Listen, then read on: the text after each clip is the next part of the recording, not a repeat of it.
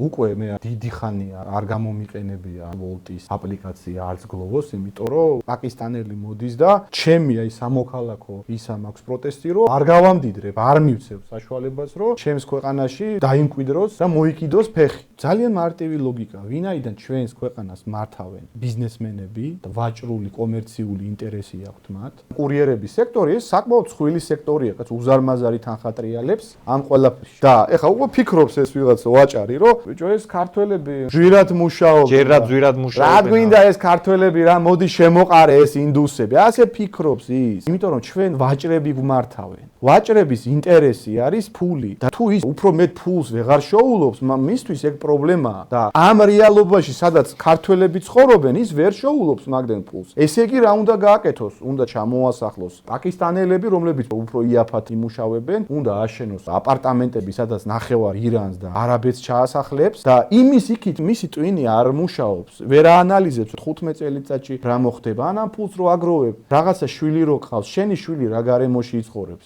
30 წელიწადში, 40 წელიწადში მაგაზე არ ფიქრობს ეგ კაცი? რისთვის გინდა ეგ ფული თუ შენს შვილს მერე სირიაში მოუწია ცხოვრება?